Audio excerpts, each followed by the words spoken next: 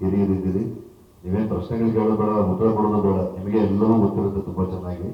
ನೀವೆಲ್ಲ ಬಹುಶಃ ಆ ಕಥೆಯನ್ನು ಓದಿದ್ದೀರಾ ಅಂತ ಅನ್ಕೊತೀನಿ, ವೇಷಗಳನ್ನ ಓದಿರ್ತೀರಾ ಅಂತ ಅನ್ಕೋತೀನಿ. ನಿಮ್ಮದೇ ಕಾಲಮಾನದ ರವಿಯವರ ತುಂಬ ಸಣ್ಣ ಕಥೆಗಳು ಬಂದಿದ್ದೇ ತುಂಬ ಕಡಿಮೆ, ಅವರು ಬರೀ ಒಂದು 16-17 ಕಥೆಗಳು ಬಂದಿದ್ರು ಅಷ್ಟೇ. ಅದರಲ್ಲಿ ಒಂದು ಕಥೆ ಇದು ವೇಷಗಳು.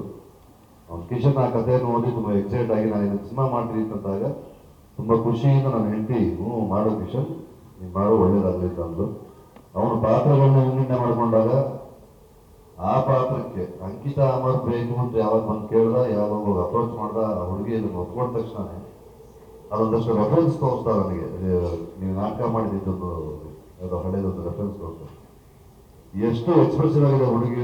ನಿಜವಾಗ್ಲೂ ನಮಗೆ ಈ ರಂಗಭೂಮಿ ಆಧಾರಿತ ಸಿನಿಮಾಗಳು ನಾವು ನಮ್ಮ ನೋಡ್ಕೊಂಡ್ ಬಂದಿರೋದು ಯೋಚನೆ ಮಾಡಿದಾಗ ನಮಗೆ ಮೊದಲ ಪಂಕ್ತಿಯಲ್ಲಿ ಬಂದು ನಿಂತ್ಕೊಳ್ಳೋದೇ ರಂಗನಾಯಕಿ.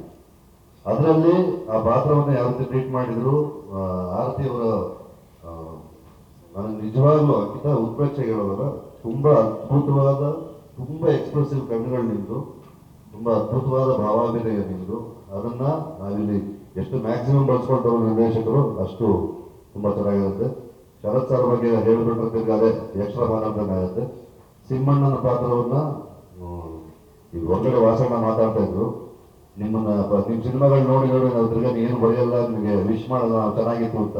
ಏನಕ್ಕೆ ಹೇಳಬೇಕು, ಇಷ್ಟು ವರ್ಷ ಹೇಳ್ಕೊಂಡೆ ಬಂದಿದ್ದೀವಿ, ಆಮೇಲೆ ನೀವು ಚೆನ್ನಾಗಿ ಮಾತಾಡೋದು ಯಾವುದೂ ಇರಲ್ಲ, ಹಾಗಾಗಿ ನಾವು ಮೆಸೇಜ್ ಮಾಡಲ್ಲ ಅಷ್ಟೇ ಅಂತ. ಅದು ಇತ್ತೀಚೆಗೆ ಶರತ್ ಅವರು ಒಂದು ಹೊಸ ಟರ್ನ್ ತಗೊಂಡಿದ್ದಾರೆ. ತಂದೆ ಪಾತ್ರಗಳು ಮಾಡ್ತಿದ್ರು ಒಂದು 2-3 ತುಂಬಾ ಮೈಲ್ಡ್ ಆಗಿರೋ ತಂದೆ ಪಾತ್ರಗಳು ಅಂತ ವಾಸಣ್ಣ ಒಂದು 2-3 ಸಿನಿಮಾ ರೆಫರೆನ್ಸ್ ಕೊಟ್ಟರು. ಶರತ್ ಸರ್ ತುಂಬಾ ಪ್ರೀತಿಯಿಂದ ಕಿಶನ್ನು ಮತ್ತೆ ನಾವಿದ್ದೀವಿ ಇದರಲ್ಲಿ ಸಿನಿಮಾ ಮಾಡೋಣ ಶರತ್ ಅಂತ ತಕ್ಷಣನೇ ಕಿಟ್ಟಪ್ಪ ಕಡಿವಿ ಸಖತ್ತಾಗಿ ಮಾಡೋಣ, ಡೇಟ್ ಸರ್ ನಿಮ್ಗೆ ಯಾವ ಡೇಟ್ ಬೇಕು, ಹೆಂಗ್ ಬೇಕು ನಾನು ಮಾಡ್ಕೊಡ್ತೀನಿ. ನಮ್ಮ ಬಾಂಧವ್ಯಕ್ಕೆ ತುಂಬಾನೇ ಪ್ರೀತಿ ಕೊಟ್ಟು ಗೌರವ ಕೊಟ್ಟು ಬಂದಿದ್ದಾರೆ, ಅದನ್ನು ನಾವು ಉಳಿಸ್ಕೊತೀವಿ. ನಾಣಿ ಅಣ್ಣ ಈ ಕಥೆ ಆದ್ಮೇಲೆ ಅದ್ರ ಬಗ್ಗೆ ಒಂದಷ್ಟು ಡಿಸ್ಕಷನ್ಸ್ ಮಾಡಬೇಕು ಅಂದಾಗ ಹೆಚ್ಚು ಕಡಿಮೆ 15-20 ದಿವಸ ಅವರು ಕೂಡ ಈ ಕಥಾ ಹಂತರವನ್ನು ಕಟ್ಟುವಂತ ಜನರ ಜೊತೆ ಕೂತ್ಕೊಂಡು ಅದನ್ನ ಡಿಸ್ಕಸ್ ಮಾಡಿ ತುಂಬಾ ಚೆಂದಾಗಿ ಅದನ್ನ ಸೃಷ್ಟಿ ಮಾಡಿದ್ದಾರೆ. ಒಂದಷ್ಟು ಹೊಸ ಹೊಸ ಪಾತ್ರಗಳನ್ನ ಸೃಷ್ಟಿ ಮಾಡೋಕ್ಕೂ ನಾನೇ ಸರ್ ಹೆಲ್ಪ್ ಮಾಡಿದ್ದಾರೆ. ಮದನ್ ಹರಣಿ ಮೇಡಮ್ ಅವರು ಹಾಡಿದ ಮಾತು ಒಂದೇ, ನಾವು ಯಾವುದೋ ಇನ್ನೊಂದು ಸಿನಿಮಾ ಶೂಟಿಂಗ್ ಅಂತ ಒಂದು ಸಾಂಗ್ ಶೂಟ್ ಮಾಡಕ್ಕೆ ಅಂತ ಹೋಗಿದ್ವಿ.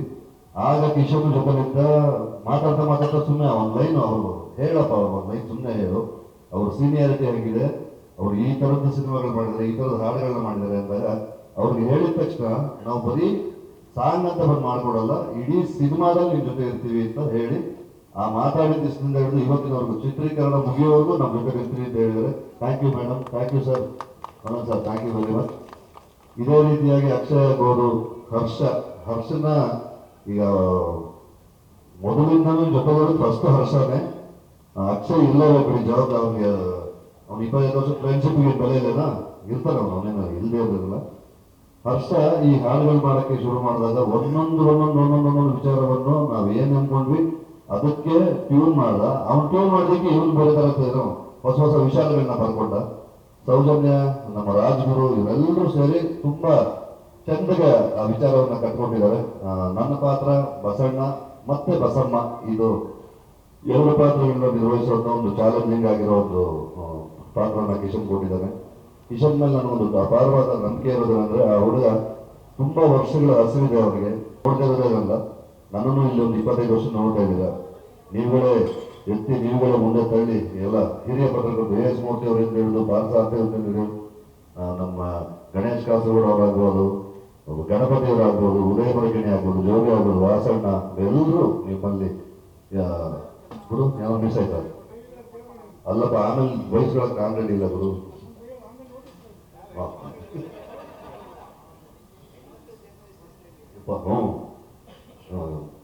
ತುಂಗಮ್ಮ, ಸರಸ್ವತಿಯಮ್ಮ, ವಿಜಯಮ್ಮ, ಅಲ್ಲ ರಾಮಕೃಷ್ಣ ಅವರು. ಬಾಬು ಇದಾಗಲ್ಲ. ಹೀಗೆ ಈ ನಿಟ್ಟಲ್ಲಿ ನೀವೆಲ್ಲ ಬಂದು ಪತ್ರಿಕಾ ಮಿತ್ರರ ಹತ್ರ ಪತ್ರಿಕಾಗೋಷ್ಠಿಗಳು ಇನ್ನೂ ನಾವು ನೋಡ್ಕೊಂಡ್ ಬಂದಿದ್ದೆವು ಬೇರೆ ತರ ಇತ್ತು. ಈಗ ನಾವು ಇನ್ನೇನು ಬೇರೆ ತರ ಆಗ್ಬಿಟ್ಟಿದೆ ಅಂತಾರೆ. ಯಾವ ತರನೂ ಆಗಿಲ್ಲ, ಯಾವುದೂ ಇಲ್ಲ, ಮನುಷ್ಯನೇ, ಭಾವನೆಗಳು ಒಂದೇ, ಭಾಷೆ ಒಂದೇ, ನಾವು ನೋವು ನಲಿವು ಕಷ್ಟ ಸುಖ ಎಲ್ಲವೂ ಒಂದೇ ರೀತಿ ಇರುತ್ತೆ. ಆ ನಿಟ್ಟಿನಲ್ಲಿ ಇದೊಂದು ಹೊಸ ರೀತಿಯ ಪ್ರಯತ್ನ. ರಂಗಭೂಮಿಯ ಒಳಹರಿವುಗಳು ಹೇಗಿರುತ್ತೆ, ಅಲ್ಲಿರೋ ಕಷ್ಟ ಕಾರ್ಪಣ್ಯಗಳೇನು, ನೋವು ನಲಿವುಗಳೇನು, ಈ ವೃತ್ತಿ ನಿರತ ರಂಗಭೂಮಿಗೂ ಮತ್ತೆ ಈ ಹವ್ಯಾಸಿ ರಂಗಭೂಮಿಗೂ ಇರೋ ವ್ಯತ್ಯಾಸ ಏನು, ಅಲೆಮಾರಿ ತಂಡಗಳು ಯಾವ ರೀತಿ ನಾಟಕಗಳನ್ನ ಆಡ್ತಾರೆ, ಅದೆಲ್ಲ ವಿಚಾರಗಳನ್ನ ತುಂಬಾ ಮನ ಮುಟ್ಟೋ ರೀತಿ ಕಟ್ಕೊಂಡಿದ್ದಾರೆ. ಕಿಶನ್, ನೀನು ಒಳ್ಳೇದಾಗಲಿ ಅಂತ ಮತ್ತೊಮ್ಮೆ ಹಾರೈಸ್ತೀನಿ. ಭರತ್ ಕೊನೆ ಸೇರ್ಪಡೆ ಬರುತ್ತೆ. ತುಂಬಾ ಯೋಚನೆ ಮಾಡಿ ಒಳಗೆ ಬಂದ ಕಳ್ಳ. ಬಟ್ ಅವನು ಫೋಟೋಶೂಟ್ ಮಾಡಿದಿನ ನನಗೆ ಎಷ್ಟು ಖುಷಿ ಆಯ್ತಂದ್ರೆ, ಅವನಲ್ಲಿ ಆ ಚನ್ನೀರನ ತುಂಟತನ ಇದೆ, ಅವನ ಕಣ್ಣಲ್ಲಿ ಅಲ್ಲೊಂದು ತುಂಬಾ ಉತ್ಕಟವಾದ ಪ್ರೀತಿ ಇದೆ. ಆ ಹತಾಶೆಗೊಳಗಾದಾಗ ಅದನ್ನ ಯಾವ ರೀತಿ ಅದನ್ನ ಯಾರ ಮೇಲೆ ಸೇಡಕ್ಕೆ ಪರಿವರ್ತನೆ ಆಗುತ್ತೋ ಆ ರೀತಿ ಎಲ್ಲ ಭಾವನೆಗಳನ್ನು ಎಕ್ಸ್ಪ್ರೆಸ್ ಮಾಡುವಂತ ತುಂಬಾ ಅದ್ಭುತವಾದ ಕಣ್ಣುಗಳಿದೆ. God bless you.